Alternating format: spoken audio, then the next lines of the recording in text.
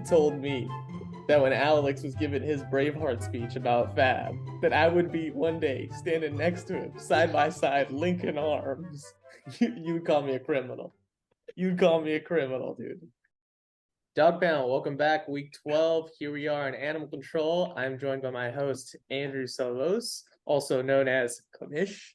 And we are joined by the newest pup of the pound, Jake, aka Dummyhead, aka Bi-Week Maybe. Dummyhead, how we doing tonight, baby? Dude, we feeling a little dumb in the head over here, you know what I'm saying? That's fair, dog. Everybody's feeling like that coming into week 12 of the season. Dog, what's the vibe? What have you been like? I feel like, your season has just been an absolute just rocket into the sky. How are you feeling? What's the vibes over at Dummy Headland?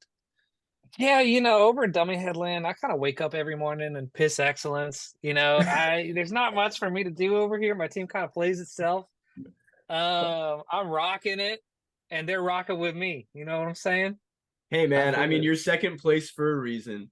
You have been in the top three spots all season. You've never known mediocrity. So I want to know, who is your MVP so far? You have a lot of candidates, but I want to know from you, who's your most valuable player? I was talking with my Dummy Head front office, and we were actually just going over this great group of guys that we were able to throw together. I got some stats pulled up right here. It's Love it. hard when you're sitting in the driver's seat of the Dummy Head organization. We got to give hats off Josh Allen. He's been a consistent hitter for me all the time. Josh, I will have your kids. If you keep putting up 30 points a game, that's just it right there. There was a lot of talk about old Bark, you know what I'm saying? But he's also a standout hitter, I would say, for the organization. And I can't be talking about the dummy heads without Mr. Dummyhead himself, Ryan. Okay? Because he's him. Prospectively, Kamish, you had Raheem Mostert and traded him away for who was it? Who was it that you traded him away for? Yeah, week 2 of the season, after the entire league conspired to force me to draft Geno Smith, I was very desperate for a quarterback. I saw Deshaun Watson.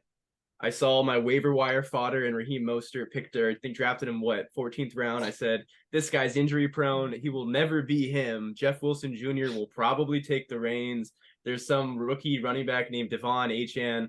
No shot. And yeah, that's it's looked pretty bad for me so far, considering Deshaun Watson has played like 2 games for me. And I appreciate the entire league conspiring with me on this. Dog Pound, you made this trade happen, and I can't be more thankful Out for of that. everyone, the biggest offender was Mikey. Mikey's the one who on the Discord chat was saying, "Oh no, Commish needs a QB. What if everyone just started drafting all the quarterbacks?" So I blame him the most, honestly. Congrats that you're getting married, man. I hope you feel better from the flu, but you can go fuck yourself. And that's a Wow. heartfelt message from Commish to Rams and Beers. With his Wow. chest. Wow. With his Wow. chest. Wow. Catching strays a little early today, but I love it, Commission. I love it. I love it on all cylinders. Speaking of QBs, I just want to ask the Lucky Bees organization Oh yeah, how confident they're feeling in their QB situation. let's go Rams, baby. Let's go. If Stafford goes down, I think I'm in Bronco country. I think that's what that's saying. If Stafford goes Dude, down, I'm let's ride, baby. bro. Let's fucking ride, dude. Jake, we're gonna introduce a new segment. It's called "Are You Concerned?" And the point of this segment is, we're seeing you already in playoffs. You're gonna make the run. The idea here is that I just want to know, with the list of upcoming matchups, if you're concerned by any of these playoff matchups that you have for any of your players. And so we're gonna go ahead and just start with Week 16. We have Saquon at Philly. Giants are 4-8 with third string quarterback, and the Eagles are first in run defense. And if you could just give us a little bit of what's swirling in your mind as I just read off that, what is the immediate impact to this team Week 16 during the playoffs? I think the immediate impact is that Bark's going to push his tush through the Eagles defense. Wow. That's what I'm thinking right there. I'm fired up. I hope he does. I hope he does, dude, because that'd be silly if he didn't. For our following one, we have Scary Terry at New Jersey. Diggs put up 6 points. Adam put up 14. Keenan Allen 15. and nearly 0 across all wide receivers by the New York Giants that played against New Jersey. Is there any concern for Scary Terry? Terry really ain't scary that anymore. I'm actually a little concerned about that matchup. Okay. I would call him the player formerly known as Scary Terry. Okay. Well, hey Jake, let's move on to your next guy. Brandon Ayuk versus Baltimore. Now the Ravens are ranked 3rd in the league in both rushing defense and passing defense. Not to mention many mouths to feed in San Francisco. What do you make of that? I would actually say that out of all of my meme picks that I've had at the Dummyhead, I actually do have some good sights on Brandon Ayuk. I think that while he is targeted less as a wide receiver, he consistently puts up the numbers that San Francisco needs. They do have a lot of targets, and they do have a very high caliber, high powered offense, but Brandon Ayuk, I think, has consistently come through. I just have a quick question, Jake. Did your girlfriend's dad prep you on this question? That feels like it. Is he watching? Did I do proud, Jeff? Did I do good? All right, well, hey Jake, the last receiver that we want to highlight for your Week 16 matchup, Mr. Amari Cooper. Look, there is no quarterback on that team. You have Dorian Thompson-Robbins. I don't even know his name, and that's maybe my bad. You have Joe Flacco, who just signed on the team. PJ Tucker. No, PJ Tucker plays basketball, different sport. What's going on with Amari Cooper, man? I mean, that's Scary Terry, Ayuk, Cooper. I'm feeling Amari Cooper needs to put a little bit more glue on his hands because that boy's got to start catching. You know what I'm saying? I know what the deal with him. He's using regular Elmer's glue, and he's got to go to the store and get the super glue. Right. Because he needs that over 100%. There. We might as well get Tucker in here. Throw him a contract, Cleveland. Damn. At this point. Wow. All right, we're gonna move on to our next segment. It is fraudulent or not. Jake, you were ranked 4th in the power rankings when the entire league decided to vote, which is relatively low now that you've remained basically within the top 2 for the entire season. What's up, man? Why do you think the league hates you? Like, what's going on with that? I think I'm a fresh face coming in, and I can understand having to get my lumps, Oh, he's a new guy. Let's put him low. He drafted Jonathan Taylor first, not knowing he was out for 4 games. There's going to be some easy pickings. There's strategy here, okay? Dummy heads know what we're doing. And I just got to say it. Next time, I'm just going to need a little bit more respect on my name out here. Well, hey, Jake, that you mentioned Jonathan Taylor, and so I kind of want to take a step back and pick your brain into what you were thinking during the draft. Now, you drafted Jonathan Taylor in the 2nd round. You drafted Jonathan Taylor over guys like Amon-Ra St. Brown, who I've heard inklings of someone that you wanted to trade for. You drafted Jonathan Taylor over Josh Jacobs, having a better season than JT, over a guy like Patrick Mahomes, just throwing that out there. And so I just want to know what were you thinking? Did you and I think what I'm really getting at is, did you know Jonathan Taylor was out for 4 weeks before you drafted him? No. I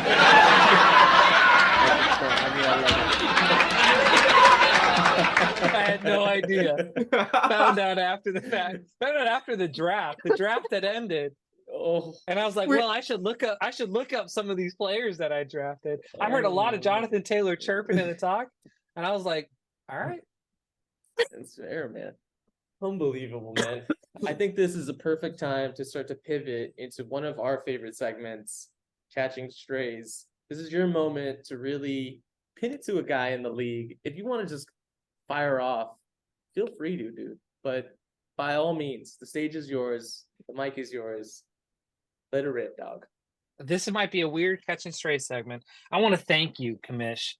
That Deshaun Watson trade for Raheem Mostert, that was easily one of the best trades. And serving up Zach Moss to me on a silver platter, picking him up off the waiver wires. Give me another heaping helping, dude. Who you dropping next? I can't wait to see. I can't wait to see Jamar Chase on that bad boy.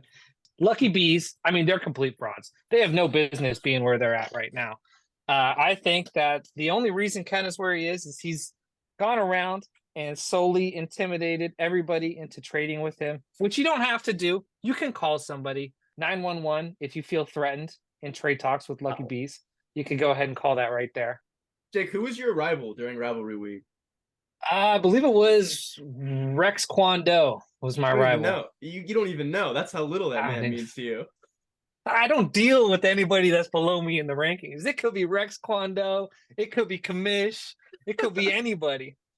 It could be Mike McDaniels for all I'm concerned. Okay. How did Mike McDaniel just catch a stray here? You know what, Jake? You're right, dude. You're number 2. I should stop talking shit, honestly. Or I should keep talking shit because you don't deserve it, dude. I deserve it. I deserve this dub. This should be my win. This should be my win. All right, I'm sorry. Getting ahead of myself. You know Listen, how dude. bad the ratings would be if the Dog Pound finals is like Rex Kwando and like No, Goonie? You No, know, nobody's just watching a that. random. No one's watching that matchup. Nobody's You know, watching that, no one's yeah. watching that matchup. Yeah. You know, That was- if we're doing catching strays, like no one's there for that matchup. It's all about Lucky Bees and the bye week maybe Dummyhead. Yeah, that's what the people want. That's what the people I'm want. coming here like Prime McGregor right now, dog. Yeah. That's what I'm coming in. Jake, how confident are you in you coming away with that W? If you could quantify it in like scale of 1 to 10. I'm sitting at a solid 10.5 that I'm walking 10.5. away with that Wow. chip. Yeah. Like That's I said, fair. Ken's team's completely fraudulent.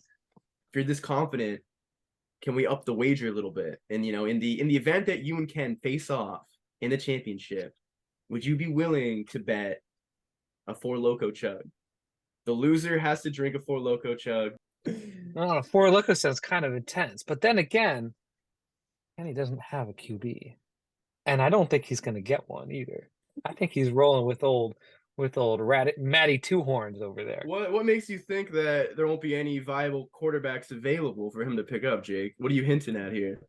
I think that the fantasy football gods have graced us with this beautiful fab system. And it's due to this fab system that I am sure Kenny is not going to get a QB. I'm looking the other way at this league. I don't know what's going on. I'm not pretending to know what's going on. All I know is that we might wake up Wednesday morning and there might be no Might be quarterbacks some- on the waiver wire. There might be some waiver wire pickup. If you would have told me that when Alex was giving his Braveheart speech about Fab, that I would be one day standing next to him, side by side, linking arms, trying to end Fab in this league next year, you would call me a criminal. You'd call me a criminal, dude. But listen, out with Fab. I'm done with Fab next year. I'm done with Fab. If I don't see a quarterback next week, if I don't see a goddamn quarterback on the fucking waiver wire, I'm out of here. Okay? You find yourself a new host. Because I'm out of here. Come here. Is that a yes or no on the Loco Chug? Only kicks in if you and Ken are in the finals. You've been talking a lot of shit. You've been using the word fraudulent. You've been throwing that around. That's charged language in our league. Are you willing to put a chug on that? Put a chug on it, bro. Oh man. Okay. I'm putting it down. Yo! Okay. Ladies and gentlemen, we have locked in a 4 Loco chug in the event that Lucky Bees and the Dummyheads meet in the championship round. The loser will chug a 4 Loco. Wow. Okay. Hey, Lucky Bees, gentlemen golds or what? Gentlemen Golds. Gentlemen, Dude. golds. That's 14%. You gotta rip them, dude. You gotta rip them back. You know, this is the dog pound, right? Like this is the dog pound, right? This is what we play for. This is what we play for pinks, baby. We play for pinks. Oh man. What do you think this is? Some commish Milky Way Galaxy finals that we're talking about here? We're talking prime time. We're talking pay-per-view. We're talking old dummy head. Old balls for brains up here. And some other guy that may or may not be on this podcast. Jamar Chase. Dude, if you two end up making the finals, like this league is fixed. You know when people say that about football, it's like, oh, of course, the 2 best teams. Yeah, no, it's fixed, bro. I don't know how it's fixed, but it's fucking fixed. It's fixed for ratings. It is. What do you want from me, dude? What do you want from me? Yeah, just in case you guys are wondering, I've been shaving off points every single week from all your matchups just to make Lucky Bees and Dummyhead's team appear better, just for the ratings. So yeah, that's out in the open now, just so you guys know. This Cut the is segment. for Cut the segment. entertainment. This is completely for entertainment. It's no longer fantasy football. Ian will literally go postal. Ian the anti-commish, yeah. Ian for the sure. anti-commish. Yeah, dude. It's gonna be me. It's gonna be me, Ian, and Alex just holding each other, dude. Just like, Dude, yeah, Alex's Braveheart crew just yeah, dude. keeps growing exponentially by Yeah. each episode of Animal Control. We're like Fast 9, dude. We're just linking arms. Me, fucking Brian. All right, Jake. Thank you again for joining us, man. I feel like we were able to knock out some really important questions. Is there any final notes you have for the league moving forward as we march on to playoffs? Final notes, it was a pleasure taking W's from all you guys. I'm looking forward to doing the same thing next year. I can't say how great this league is. I'm dog pound for life now. Watching you guys drink beers and me sitting back not having to do anything, just collecting these wins. It's been a pleasure, fellas. So I can't wait to look forward to it. This is the Dummyhead. This is prime time Dummyhead right here. Coming to you live. Well, hey, Been a ride, boys. we have 2 beers that are owed. I don't know if you want to do it on air, Ken. I don't know if you're prepared. Rashad White versus Kenneth Walker. Oh my God. And then I lost Dustin Hopkins versus who? Who did I bet my kicker would do better than? Jerome Ford. Jerome Ford. What was I thinking? Rum. All right, I have to go grab my beer. 1 second. Commish, I was just telling Ken that the entire Dummyhead front office is straight out of the Barons. Oh my God. What does that even mean? Y'all just fucking go hard constantly? Just grinders, dude. It's where grinders go. And it's only orange. Oh yeah, dude. All you see is orange, dude. That's it. That's all I know. Dude, you literally exist in the red zone. Whoa, that's actually kind of tight. That's actually really sick. All right, side beers. Side beers. Cheers. Enjoy, Jake. Enjoy sitting back and watching. Just a class. This is like every week in the league.